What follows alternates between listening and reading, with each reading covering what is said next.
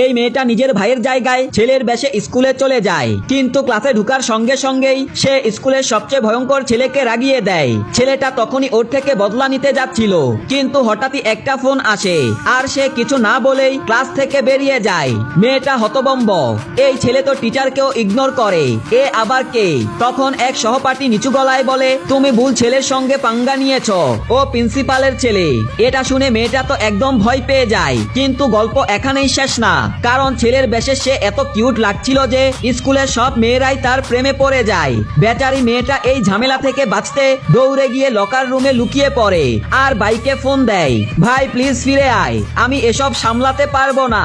ভাই হাসতে হাসতে বলে, সরি, আমি তো এখন বিদেশে ছুটি কাটাচ্ছি, এক সপ্তাহ পর ফিরবো।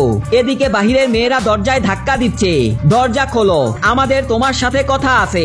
ঠিক তখনই সেই প্রিন্সিপালের ছেলে সেখানে আসে, তাকে দেখে সব মেয়েরা ভয়ে পালিয়ে যায়। মেয়েটা সুযোগ বুঝে আবার নিজের আসল মেয়ের চেহারায় ফিরে আসে, কিন্তু বেরোতেই ছেলেটা তাকে দেখে প্রথম দেখায় প্রেমে পড়ে যায়। সে জিজ্ঞেস করে, তোমার নাম কি? মেয়েটা কিছু না বলে চলে যায়, কিন্তু যাওয়ার পথে তার একটা কানের ঢুল পড়ে যায়। ছেলেটা সেটা হাতে নিয়ে মুচকি হেসে বলে, আমাদের পরে আবার দেখা হবে। পরের দিন মেয়েটা আবার ভাইয়ের বেশে স্কুলে আসে, কিন্তু যখন বাথরুমে যেতে হয় তখন দ্বিধায় পড়ে যায়, ছেলেদেরটায় যাবে না মেয়েদেরটায়। শেষে ভয়ে ভয়ে ছেলেদের বাথরুমে ঢুকে, কিন্তু ভিতরের দৃশ্য দেখে সে দৌড়ে পালিয়ে আসে।